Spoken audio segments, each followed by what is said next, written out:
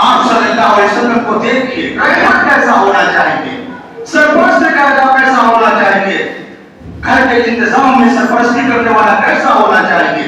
آپ نے ان کی مکمل بات سنی. جب وہ روزے نماز کے اندر آئے، ان کو بلایا گیا اور پوچھا کہ کیا آپ نے ایسا کہا ہے؟ انہوں نے کہا کہ ہاں اللہ کے نبی، میں نے واقعی ایسا کہا ہے. آپ نے فرمایا کہ کیوں؟ آپ نے پوچھ لیا کیوں؟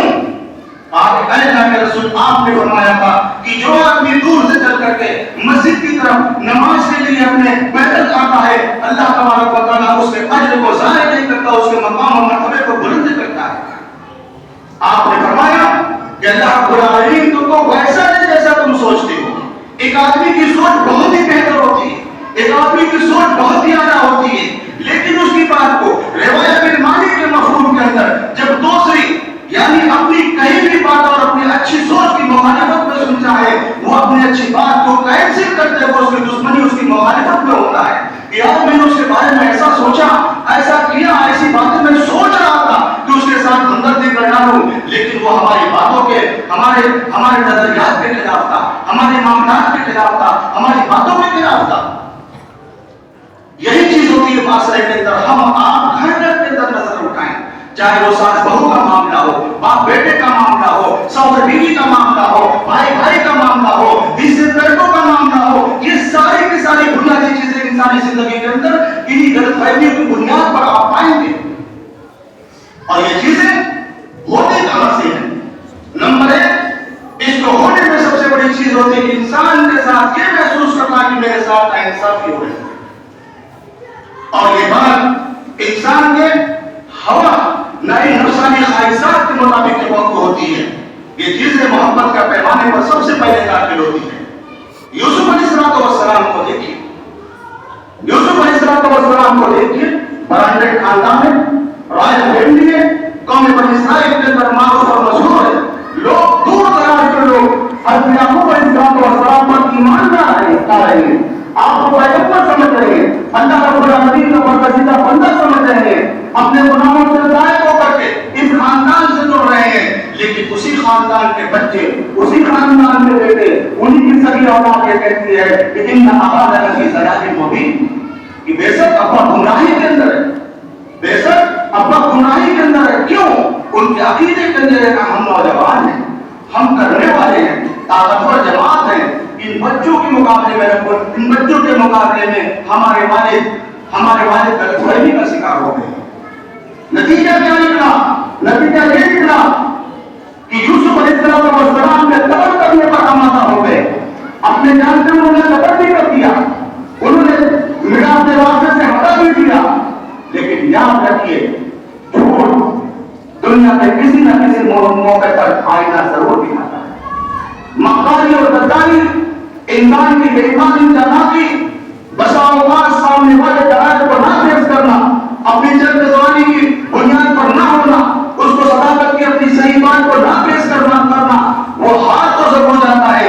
لیکن یاد رکھیے گا، ہماری یہ کمائی، ہماری یہ جاناکی، ہماری یہ تمام چیزیں رسوائیوں کے اندر دیکھنا ہے داخل کرتی ہے. ہم چاہ کر بھی، سمجھ کر بھی کسی سے بیان نہیں کر سکتے اس کو. یوسف علیہ السلام اپنے بھائیوں کے ساتھ جب ان کو دغا ملا، دھوکہ ملا، جو بھی ملا، ایسے زمانے پر، ایسے مقام پر جب پہنچے، پیٹ نے ان کو ملا دیا، قحط ہوئی. صاحب قوم بنی اسرائیل کنعان اور مصر کے اندر قحط کا جب غلبہ ہوا تو سورج کے اندر وہاں پر وہ پہنچے جہاں یوسف علیہ السلام ان چیزوں پہ نگراں. یوسف علیہ السلام ان چیزوں پر نگراں تھے. اور جب وہ تمام مراحل کے سارے واقعات کو پیش ہونے کے بعد، 3 بھائی اس طرف، 2 بھائی اس طرف، 1 بھائی اس طرف، 1 بھائی جیل کے اندر پھر پکڑا گیا، پورا خاندان پورا سرے سے منتشر ہے. رحم کی بھیک مانگ رہے ہیں، کہتے جا رہے ہیں کہ ہمارے والد بہت ہی زیادہ سے وہ طویل ہے، بہت زیادہ بوڑھے ہیں، ہم پر رحم کیجیے، آپ بڑے اچھے انسان ہیں، آپ بڑے اچھے انسان ہیں. لیکن اس وقت جب ان کے سامان سے، جب بنیامین کے سامان سے وہ پیارا نکلا، اور پیارا نکلنے کے بعد ان کے جو الفاظ انہوں نے کہا تھا کہ عجب نہیں عجب نے کہا سر یہ مصر بادشاہ مصر، یہ کوئی تعجب کی بات نہیں ہے کہ اس نے چوری کی ہے، اس سے پہلے کہ اس کا بھائی یوسف بھی چور تھا۔ 40 سال گزر جانے کے بعد بھی ان کے نام، ان کے عقیدے، ان کے خیالات ان میں وہی بات تھی۔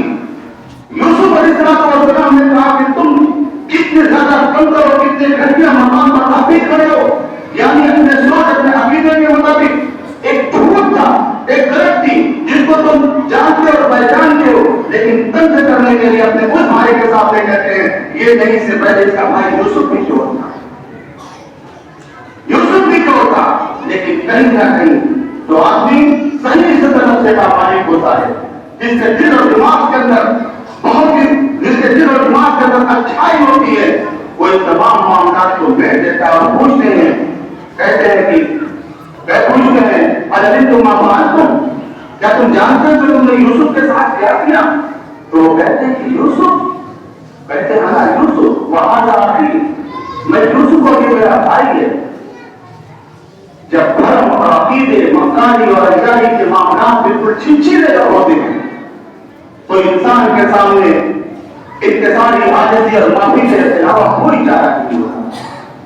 لیکن یہ کہتے ہیں کہ لا مصرف علیکم اليوم یغفر اللہ لکم وارحم الراحمین، آج تمہارے پر کوئی مواخذہ نہیں ہے، تم کو نہیں پکڑا جائے گا، تمہارے تمہاری قدموں پر کچھ بھی نہیں کہا جائے گا۔ لا مصرف علیکم اليوم یغفر اللہ لکم وارحم الراحمین، اللہ رب العالمین ہماری اور تمہاری مغفرت کرے جو بہت ہی رحم کرنے والا ہے۔ ہماری طبیعتوں کے اندر جب یہ معاملہ پیدا ہو جائے گا کہ انسان پر مبنی بات کرنے والا، انسان پر مبنی بات کرنے والا جب ہمارے اندر معاملہ پیدا ہو جائے گا تو یہ چیزیں ہمارے معاشرے سے ختم ہو جائے گی، یہ چیزیں ہمارے معاشرے میں کب آئے گی، ہمارے اندر کب آئے گی؟ جب ہم علم کی بنیاد پر فیصلہ کرنے بیٹھیں گے، جب ہم علم کی بنیاد پر، جانکاری کی بنیاد پر فیصلہ کرنے بیٹھیں گے۔ آپ دیکھیں گے اللہ کے پیغمبر جناب محمد رسول اللہ صلی اللہ علیہ وسلم کی بیٹی ہے، محبت ہے، لوگ سمجھتے ہیں کہ محبت کی بنیاد پر ایسا نہیں ایسا ہو سکتا ہے۔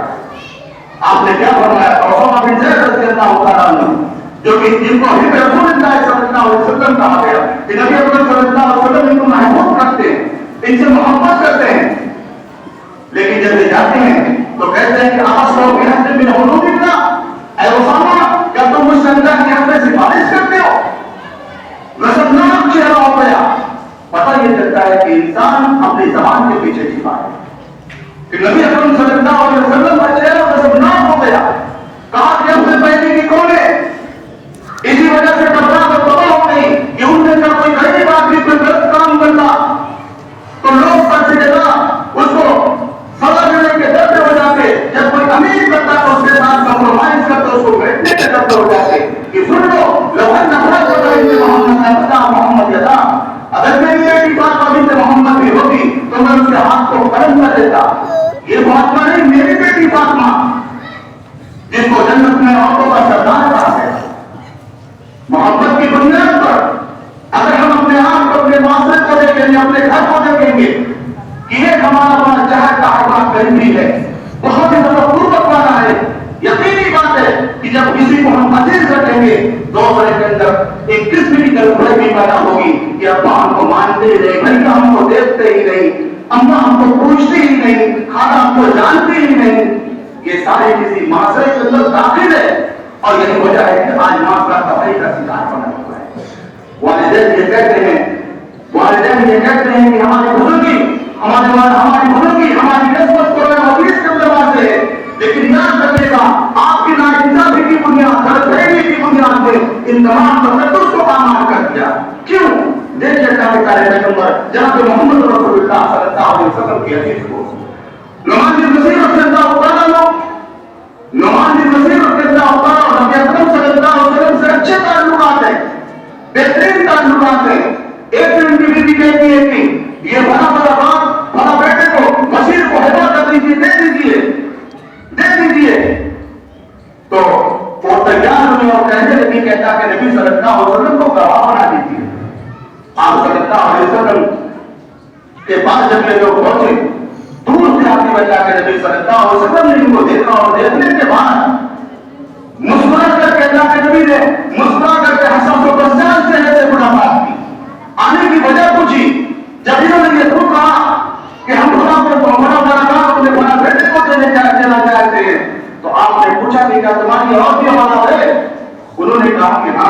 صاحب کا گواہ انہوں نے کہا کہ میں ظلم پر گواہی نہیں دیتا،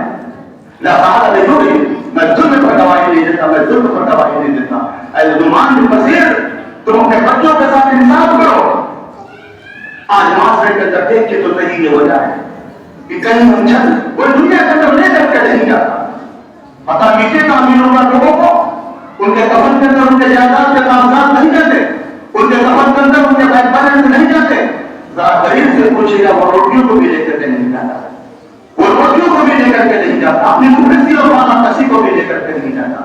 کہانی ختم ہو جاتی ہے انسان کے دنیا سے آنکھ بند کرنے کے بعد، لیکن غلط فہمی کی بنیاد پر ایک ایسی اسٹرکچر کو کھڑا کیا جاتا ہے، ایک ایسی بنیاد کو کھڑا کیا جاتا ہے جو ہر آنکھ ہوتی ہے اپنے اچھے کاموں کے اندر، اپنے برے کاموں کے اندر گئے آ کر کے ہمارے ولی میں کھاتے ہیں، لیکن ہمارے اوپر کی چھت میں رہنے والا ہمارا بھائی نیچے نہیں کر پاتا۔ تعلقات میں غلط فہمی کی بنیاد پر ہمیں کہاں ہمیں کرنا کیا ہے؟ ایسے میں اپنے عزم کو، اپنی ہمت کو بڑھانا ہے، معاف کرنے کا معاہدہ پیدا کرنا ہے۔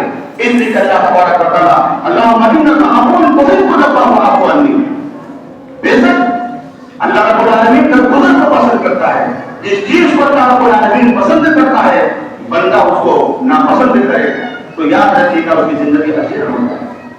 رب العالمین معافی کو پسند کرتا ہے، ہم کسی کو معاف کرنا ناپسند کریں یہ بہت ہی عیب کی بات ہے۔ دنیا ہے، انسان ہے، غلط فہمیاں، جھوٹ اور مکاری تمام چیزوں سے واسطہ پڑتا ہے۔ انسان صبر سے کام لے، وقت ہر بات اور ہر چیز کا جواب دیتا ہے۔ آپ یاد رکھیں کہ اس عقیدے کے ساتھ کہ کوئی دنیا کے اندر کم و بیش حصے اور ترقی کرنا پانے کے اندر وہ اپنی زندگی نہ سمجھے۔ ہمیں کم ملا ہے کہ ہماری زندگی کے حالات نہیں ہے۔ آپ دیکھیں گے زیرو بیلنس سے چل کر بھی دنیا کے اندر لوگ ہر پھنسی اور بڑے بڑے بلندیوں تک پہنچے ہیں۔ مسائل کو حل کرنے کے لیے اپنے عزم کو، اپنے حوصلے کو، اپنی ہمت کو، معاف کرنے کے معاہدے کو، صبر کرنے کی ان چیزوں کو لے کر کے چلے، انشاءاللہ ہماری زندگی کے مسائل حل ہو کر کے رہیں گے۔ کیوں نہیں حل ہوں گے؟ اس لیے کہ ہم نے اپنے والد کو بھی نہیں دیکھا کہ وہ اپنے ساتھ کچھ دے کر کے گئے، ہم نے اپنے دادا کو بھی نہیں دیکھا کہ وہ کچھ دے کر کے گئے۔ جب کوئی کچھ لے کر کے نہیں گیا تو ہم کیسے لے کر کے جائیں گے؟ سوچنے اور سمجھنے کی بات ہے کہ انسانی زندگی کے اندر غلط فہمیاں کیسے آتی ہیں۔ یا ایھا الذین آمنوا ان جاءکم فاسق بنبأ فتبینوا ان تصیبوا قوما بجہالۃ فتصبحوا علی ما فعلتم نادمین۔ یا ایمان والو، جب تمہارے پاس کوئی فاسق خبر آئے تو تم اس کی تصدیق کر لیا کرو۔